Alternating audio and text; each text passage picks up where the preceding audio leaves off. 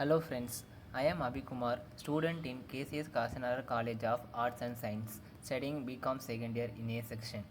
Today we are going to see one interesting topic in company law, that is Memorandum of Association. Let's move on to the topic. First, we are going to see what is Memorandum of Association. Memorandum of Association is a public document and every person who deals with the company is presumed to have a sufficient knowledge of its content and provisions. Memorandum of Association is a public document and every person who deals with the company, each person company கூட யாரெல்லாம் deal வச்சுருக்காங்களோ every person is presumed to have a sufficient knowledge and of its contents and provision. Next, Memorandum of Association is one of the basic document of the company. Memorandum of Association வந்து கம்பெனிக்கு அது வந்து ஒரு basic document மாதிரி. It is known as the charter of the company. அது வந்து நம்ம charter of the company கூட சொல்லுவாங்க. Second point, it set outs the limits outside which the company cannot go. Memorandum of Association defines the constitution of the company. MOA வந்து என்ன defines பண்ணிங்கன்னா constitution of the company. Fourth one, it contains the fundamental condition upon which a company is registered. Registered கம்பெனிக்கு வந்து இவங்க வந்து fundamental condition வந்து contains பண்ணியிருக்காங்க. Next வந்து definition of MOA under article 2122. Memorandum of Association of a company as originally framed for the time to time change in provision of any previous act or ordinance. MOA of a company as originally framed எதுக்குன்னா time to time change in provisions of any previous act or of this ordinance. Next, purpose of Memorandum of Association. Memorandum of Association is the constitution of the company சொல்லுவாங்க. Next one, it is the charter which defines the limitation of the power of a company established under law. இவங்க என்ன define பண்ணியிருக்காங்கன்னா limitation of the power of கம்பெனியோட power வந்து define பண்ணியிருக்காங்க. Under law மூலியமாக வந்து இது வந்து டிஃபைன்ஸ் பண்ணியிருக்காங்க. It contains the fundamental condition under company must be incorporated. இது வந்து என்ன கண்டெயின் பண்ணியிருக்காங்கன்னா ஃபண்டமெண்டல் கண்டிஷனு அண்டர் எந்த கம்பெனிக்கு பார்த்தீங்கன்னா which company must be incorporated, எந்த கம்பெனியில் ரிஜிஸ்டர் ஆர் இன்கார்பரேட் பண்ணியிருக்காங்களோ அவங்களுக்குலாம் வந்து it contains fundamental condition.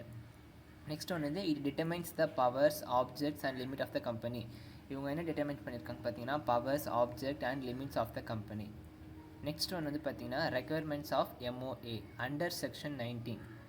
Memorandum must be printed. Memorandum எப்படி இருக்கணும்னா பிரிண்டடில் இருக்கணும். It should be divided into paragraph. Memorandum வந்து அவங்க வந்து பேராகிராஃபாக டிவைட் பண்ணிடுவாங்க. Each paragraph should be consecutively serially numbered.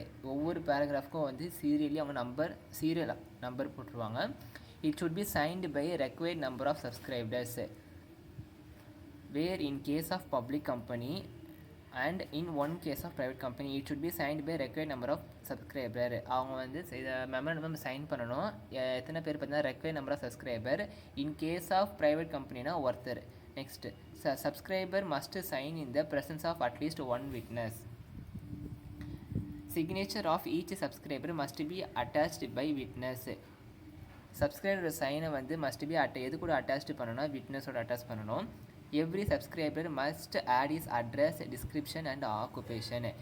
எல்லா சப்ஸ்கிரைபரும் வந்து அவங்களோட அட்ரஸ்ஸு, டிஸ்கிரிப்ஷனு, ஆக்குபேஷன் எல்லாமே வந்து ஆட் பண்ணணும்.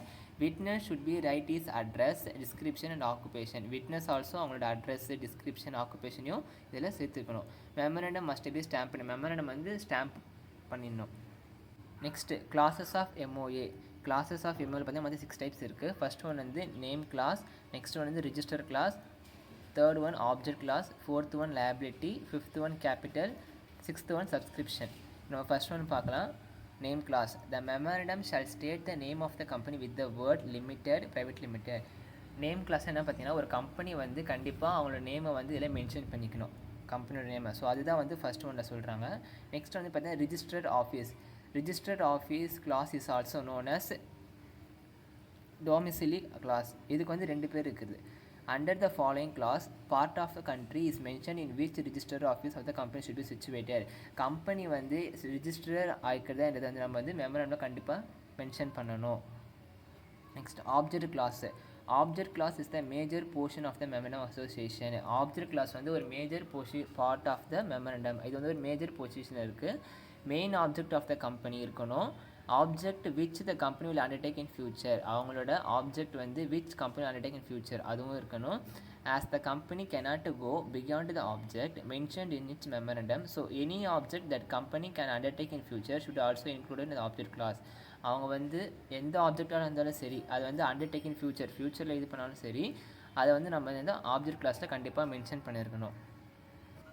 நெக்ஸ்ட் ஒன்று வந்து கேபிட்டல் கிளாஸ்.